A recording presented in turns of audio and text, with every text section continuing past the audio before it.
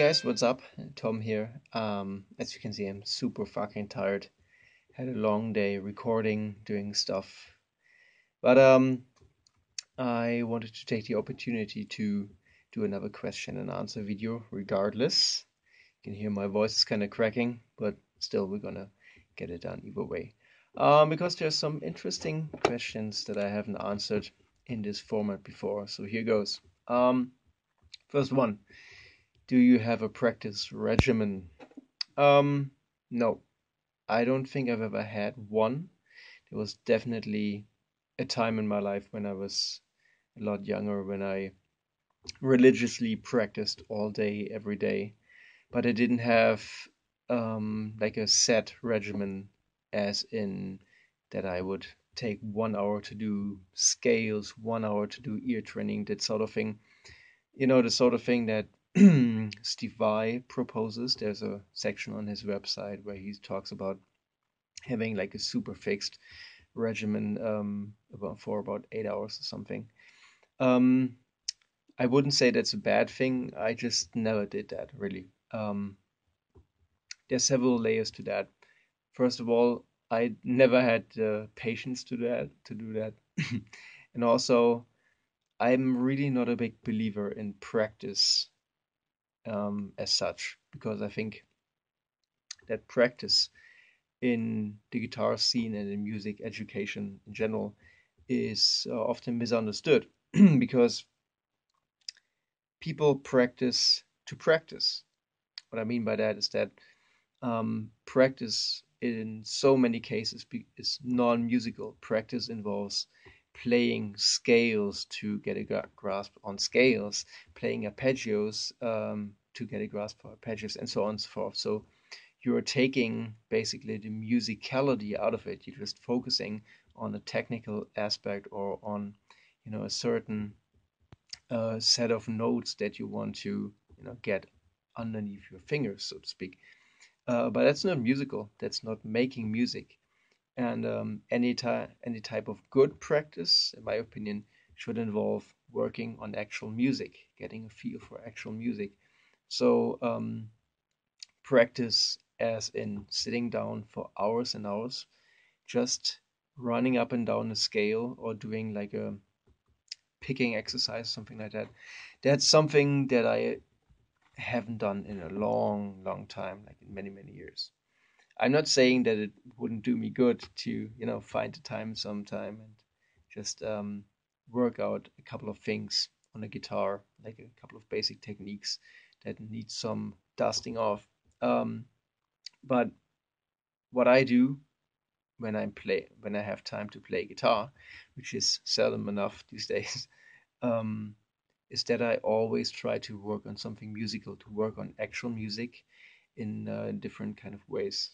Um, and that still can be intense, still can be like a couple of hours and working on a little passage of notes and music, just trying to get it right. But it's not, sitting down with a metronome and practicing in the way that I see most people out there practice these days, which is sitting down with a metronome, not doing music, but doing a technical exercise until it's perfect. And quite honestly, I think perfection is boring. Um, that's not how you make music. Music's about communication, um, and you communicating emotion. And with that sort of practice mentality, the only thing that you're gonna be able to express afterwards is that you just wasted a shit ton of lifespan um, running through an exercise over and over and over. So basically, your communication for music is I can play good guitar, or at least I can play this exercise really well. And I don't think that's something that I enjoy listening to. Right. Was Ascension originally played on a fretless guitar? Nope. There is only one fretless guitar part, and that's the middle section, where the song breaks down to this ambient kind of guitar background, and then fretless guitar comes in until this epic drum fill, um, and like the heavy riff section comes in, brings the song back home. Um, it was I played around with different approaches playing that song. Actually, there's about five different recorded versions of the song, some with vocals, some instrumental, all kinds of stuff. Um, and I was just searching for the right approach to, give the song, not only the song itself, but also the guitar parts in it, kind of something unique, something that you wouldn't hear somewhere else, and obviously also in my back catalog, it should be unique. And what I came up with in this on this occasion was to try to have the fretted guitar get as close as possible to the sound and feel of a fretless guitar. So it is fretted, but it's utilizing the ebow quite a bit, and lots of like little microtonal bands and stuff that I this techniques that I worked out and discovered on the fretless guitar, but then translated back to the fretted guitar and see if I could conjure up the same microtonal expression on the fretted instrument. So this is kind of the background, and that's why it's 90% of the song are not played on a fretless guitar. Next one. What strings do you use on your fretless guitar?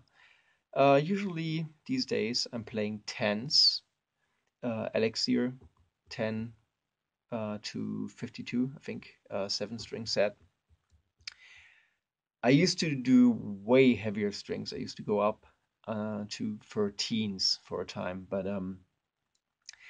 I noticed that every time I will do something else, something completely different, for example, mixing an album, or for example, being on tour and not playing fretless guitar on that tour, or these kind of things. If I come back and I have these super thick strings, it's just a nightmare. It's just the tips of my fingers are getting ripped apart on the first couple of days, and like to the point of bleeding sometimes. And then obviously, if that happens, then you have to rest, and all your entire schedule and your plans get fucked up. So over the years, I actually reduced the string offs quite a bit so that it still gives me enough of the tone I want, not as much as I would like to. I mean, if I could, I would play at least 11s on, both fretless and fretted guitars. But in reality, like the reality of my professional musical life has shown that I'm good with tens, and sometimes I use 11s, but you never see me play nines. That's just for fucking pussies. Just kidding. But I don't feel good with nines. I think the tone gets really thin and just I don't know. It's not for me.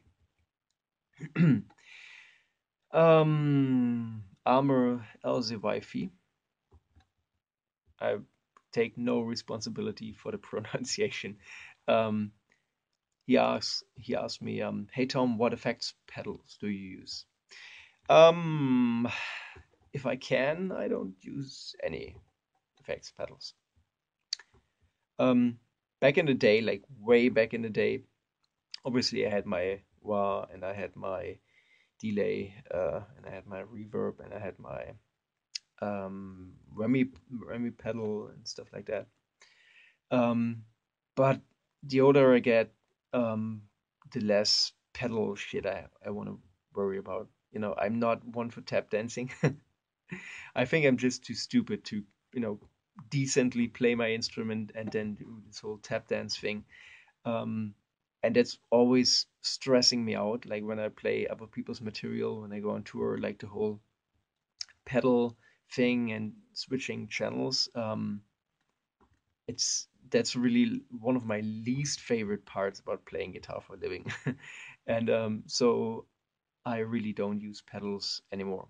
Like what I will have on me on most gigs is a gate to make sure that I have noise under control and feedback, and I just set it and forget it. And usually, whatever rig I'm using will have a volume pedal, So like in whatever situation I'm in, I can still like kill the volume if I have to, or like half it. Um, but I even got rid of the VAR pedal like years ago. Usually what I do is, and that's actually become a very important thing for, the Fountainhead style. Very important thing for me is to be able to recreate, or to create to begin with, all the sounds that I hear in my head just with my fingertips and my guitar. And a couple of cool little gadgets that I have in my guitar, like the sustainer, or the kill switches. Um, but like for example, the Vava pedal, usually I operate the tone knob in a way that, for me personally, the stuff that I play, makes a VAR pedal obsolete. And obviously, I have a couple of pedals here in the studio. So if I really need to record a certain part that screams for like a classic waka waka waka waka waka, like 70s porn music kind of art, then obviously I'll do it and bust it out, or the whammy pedal for some overdubs. Um, but yeah, generally, I really don't. I'm not a fan of pedals at all. Next one. How much do you use your tremolo? Good question. I think I like these days I only have one guitar in my entire possession that has a tremolo bar, and that's my main Soul fretted guitar.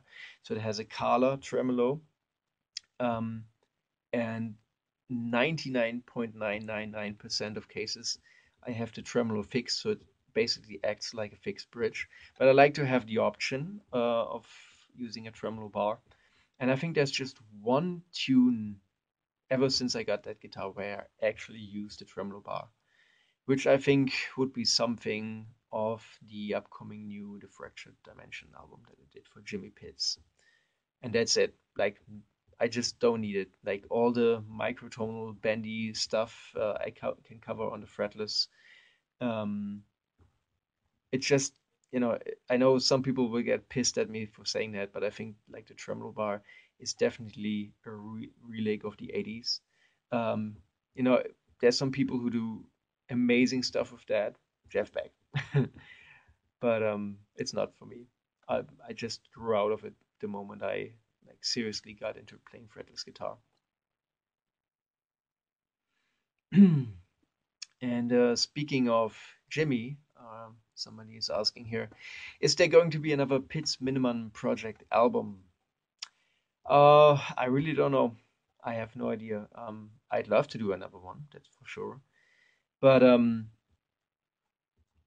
you know, Marco is has got to be like one of the busiest musicians on the planet, and like he's always on tour. So I don't even know if he would be down for doing anything. Um, for this project at least, I really have no idea. Um, I know that Jimmy right now is really busy doing tons of other stuff, really cool stuff, tons of other bands. He's got a new Fractured Dimension album coming out, which I played a tiny bit of guitar on. Yeah, so, and I have my own stuff going on, so like the priority of a project like that is like really low. And quite honestly, like the album was like the last one we did, the Psychic Planetarium. I'm still super, super proud of it. I think everybody in the band is. I think it's a phenomenal album. But even though it was a critical hit, like we got like tons of albums of the month, blah blah blah blah blah, all these kind of really nice things that people said about the album. But like in terms of sales, it's basically nothing. I won't tell you how much we sold because I don't even know the exact number. Like you had to ask Jimmy. But it's not like anybody could pay even a month of rent from doing that album. It's like a pure labor of love, and it's good the way we did it. Um, but the reality is that in order for such a project to happen again, um, like like I, for example, just talking about myself, like I'd have to be in a very good position financially to just take a month off to do an album that basically I have to expect, like from the get go, will not get me any money in return, because music is my day job. Um, it shouldn't be about money with a project like that, but you have to pay bills. So it was a good time doing the album, and it was like the universe just had a way of making things align to do that project. Um, and it felt some parts felt hard, but most of all it felt really effortless. And I don't know, I um, don't need to do a follow up to do a follow up. You know what I mean? Because it was a good experience, and I learned a lot from it, and it did a lot of great things for my career. And I'm super proud of what I did on the album, what everybody else was doing on the album. If it happens again, I hope I can find a way to make it work, to find the time and the energy and got the finances in order so that I could be concentrating on something like that, and then we would be able to take it to the next level. Because like, why would we do another album like that if we can't take it to the next level? Um, yeah, I really hope that happens someday, but like right now, I'm really not thinking about that at all. I've got like other things to worry about.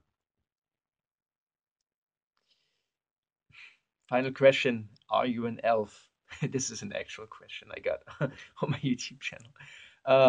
Yes, thank you. I am. Moving on. So that's it for today. If you have more questions for the next episode of the question answer series, where I hopefully be a bit more awake, my voice is in better shape, just drop them here on this video, post them on Facebook, write me a message, whatever. Just let me know you got one for the Q&A, and I'll be answering all the questions that I can. All right, take care.